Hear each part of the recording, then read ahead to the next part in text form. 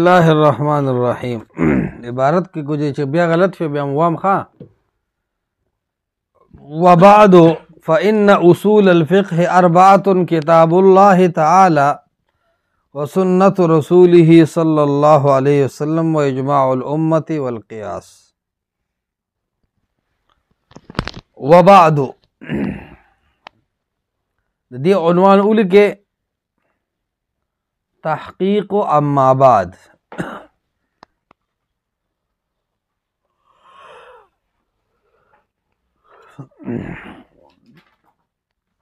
دلتا اما حرف شرط محذوفی یعنی اما بعد دا اما حذف شي او و داغه قائم مقام کو نو و بعد شو دا و د څه قائم مقام دی لکو و بعد کې دا و د اما قائم مقام د ځوانانو کته وای چې دا ولي نو دا څه ناشنا کار نه دی. اما عام طور په خطبو کې مشهور ده چې دا حذف کی. اما حرف شرط دی دا دوو معنو د پاره دی کله استینافیه کله تفسیری چې د مخ کې یو سیزی هغه کې مختصرواله او اجمالی او داغه د تفصیل د پاره کله کله اما راشي نو هغه ته وي اما تفصیلیه.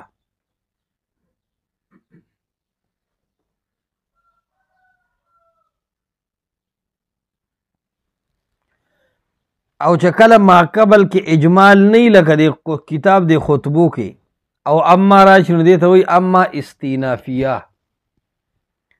تفصیلیه او استینافیه کې فرق ښه عنوان کې ولیکې والفرق بین اما تفصیلیه و استینافیه. الفرق بین اما تفصیلیه و استینافیه. په اما تفصیلیه او استینافیه کې څه فرق دی ځوانه؟ فرق دا دی چې د اما تفصیلیه نه مخکې اجمالی او د اما وضاحت کوي او استینافیه چې د هغې نه مخکې اجمال نه لکه د کتاب دا خطبې چې دي. قرآن کې راځي د اما تفسیریه مثال فاما الذین شقوا ففي النار. کم چې بدبخت دی نو دا به په اور کې دې نه مخکې څه وي فمنهم شقی و سعید. د قیامت پر ورځ به څه نیکبختی او څه به بدبختی و سعید او څه به نیکبختی خوش قسمته. دا اوس مجمل دی چې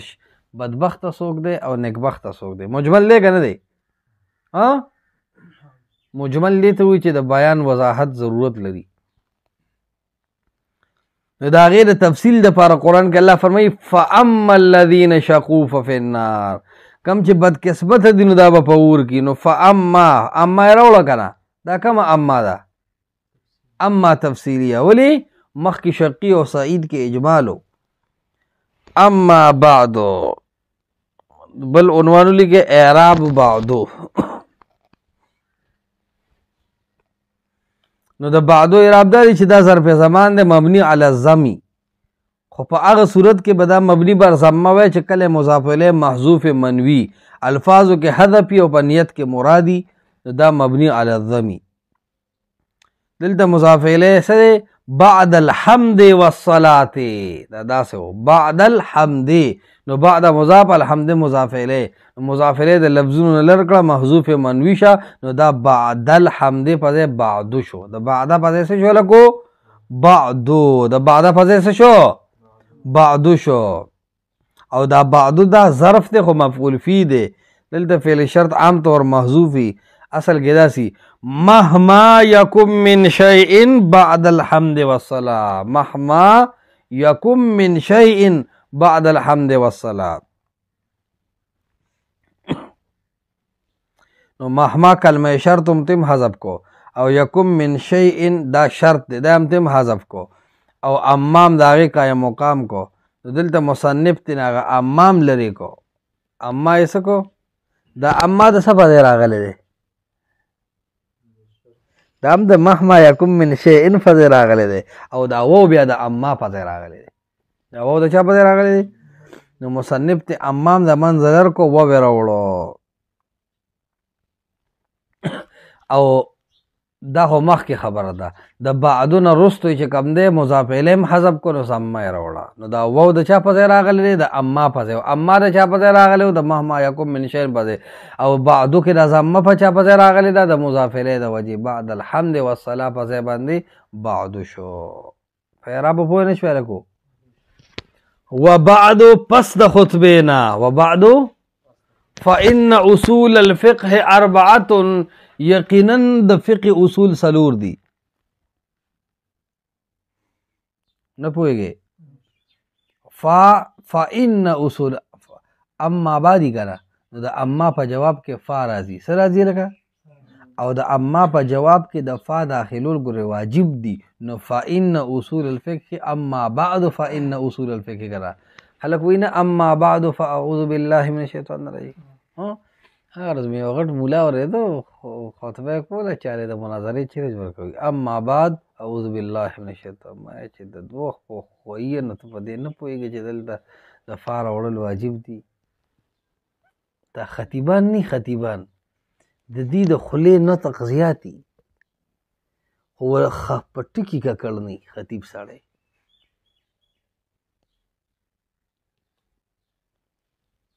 د تقریر چې ته واورې لکه د شنډې ابۍ یو مقر ورځي او محنت نه کوي ته به وایې چې دغه راغلی دی عطاالله شاه بخاري داسې خطبه کوي که نه چې ته وایې چې بس دی لګیا یې اوس دی ستا کیسټې به ډېرې ښې چلېږي لکه د ده تقریر مو اورېدلی دی دی چې سیرت وایي که نه جمعه کې چې ته لړ به شي خیر دی دی چې کمې دوړۍ پکې پکار دا چې په دې سیرت خو دا ټول عوام متوجه کړی وي ځان ته که نه یاره خام شنې ګټې دي نو چڼې ته روپۍ نه جدا کېږي اسم جامد دي لا یشتق ولا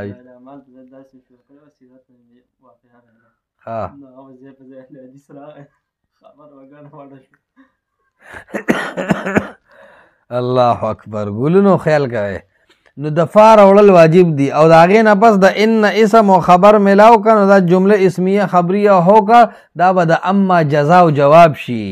فإن اصول الفقه اربعتن دا اربعتن دا ټول جمله ان د خپل اسم او خبر سره ملاو شو دا جواب شو د اما بعد کې د دغې اما لپاره اوس پې هم پوه نه شوې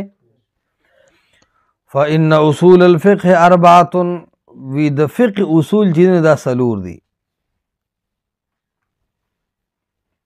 اصول للفقه د فقه د فاره اصول سلور دي د فقه د فاره اصول څه دي ګلونو سلور دي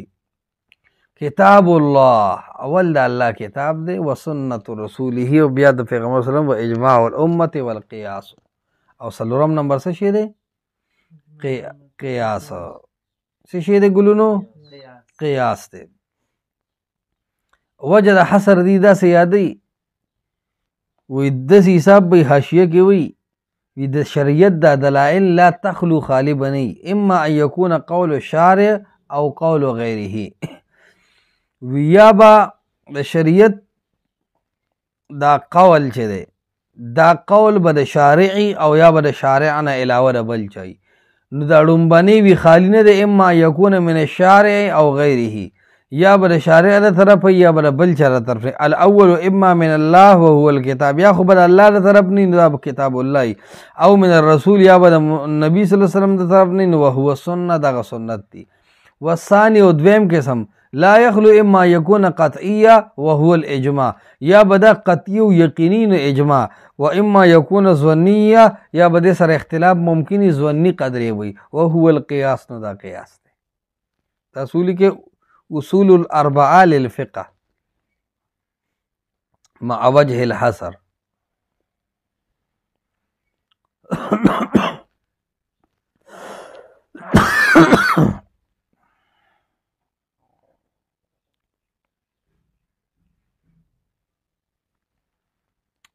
نو کتاب الله سنت رسول اجماع امت قیاس فلا بد من البحث في كل واحد من هذه الاقسام فلا بد نو ضروری ده فلا بد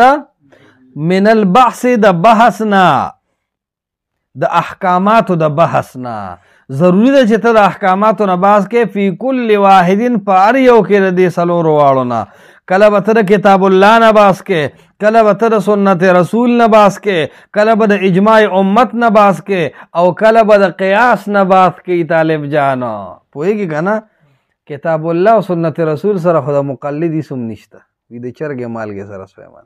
رشید احمد لودیانوي دی په اصل فتاوو کې او ګڼ علماو د دیوبندیانو لیکلي دي چې د مقلد کار څه دی د هغې بابا البصائر کې هم وایي واعلم په دې خبره سر خلاص کا چې ان المقلد یکون تمسکه بقول مجتهده چې مقلد خو به خپل مجتهد په سیزي په هره چه روان دی د مقلد قرآن او حدیث سره څه نشته نو پته لګي چې دا اقسام دي څلور مني دا صرف د مجتهد دپاره مني داسې خال دی نو لیعلم بذالک چې پته ولګي د بذالک په دې بحث سره د کتاب الله او سنت رسول او د اجماع او قیاس په بحث سره پته ولګي طریق تخریج الاحکام د احکاماتو د رایستو طریقه نه پوهېږي چې د مجتهد د احکاماتو رایستو طریقه د نصوص او د قیاسونو نه معلومه کی نو دی وجه نه به مونږ کله وي د کتاب الله نه باس کو کله به د سنت رسول نه کو او کله به د څه نه کوو لکه کله به د قیاس نه کوو کله به د څه نه کوو لکه قیاس نه کوو البحث الاول فی کتاب الله لومبنی بحث د الله د کتاب باره کې دی لومبی بحث د څه باره کې دی د کتاب باره کې تاسو ولیکئ سبب تقدیم البحث لکتاب الله وتعریف کتاب الله سبب تقدیم البحث لکتاب الله چې کتاب الله ولې مقدم کو دویم تعریف کتاب الله نو حاشیه کې وی چې دا مقدم ځکه کو قدمکوه لکونه اصلا وقطعیا دا اصلی او قطعی دی اساس او بنیاد کتاب الله دی و محفوظ النظم او یو لفظ محفوظ دی و مطلوبا او مانځه کې خلق تلاوت هم کوي نو عزت و تزیات حاصل دی نو کتاب الله مقدم کو بیا وی وجه تقدیم هذا البحث ان الكتاب اصل مطلق ای کامل دا کتاب الله اصل مطلق او کامل دی والباقیات اصول اضافیه او باقی چې کوم دی هغه اصول اضافیه دي خدا خبره خپل نه د قران او حدیث دواړه به مقدم کړي دا د انکار حدیث طرف ته بیا لار سمای نه پوهیږي او اصل مطلق قران او حدیث دواړه دي صرف قران باندې یادې ښه ځکه چې قرآن او حدیث دواړو کې زموږ دین دی کنه دواړه مستقل اساس او مصادر دي ځینې خبره باړو قرآن کې د سره یي نه لکه ماشوم سنت کا نو دا په قرآن کې شته نوافل چې څومره دي دا په قرآن کې شته د زکات پیمانې او دا ډېرې خبرې د هغې اډو قرآن کې څه ذکر نه او سنت کې به راغلي نو په کار دا ده د اختر مونځ په قرآن کې شته د جنازې مونځ پکې شته نو خو په کار دا ده چې قرآن او حدیث دواړه اصل وګرځئ ښه ولیکئ تعریف د قرآن القرآن الكتاب المنزل على الرسول القرآن الكتاب المنزل على الرسول المكتوب في المصاحف المنقول إلينا نقلا متواترا بلا شبهة دا د قرآن تعریف دی القرآن دا قرآن چې دی الکتاب المنزل علی الرسول دا هغه نازل کړی شوی کتاب دی چې په پیغمبر صلی الله علیه وسلم راغلی دی المکتوب فی المصاحف چې دا لیکلی شوی دی فی المصاحف په صحیفو کې المنقول الینا او نقل کړی شوی دی مونږ ته نقلا متواترا په نقل متواتر سره بلا شبهت اس قسم شک او شبهه ورکی نشتا اس قسم شک او شبهه ورکی نشتا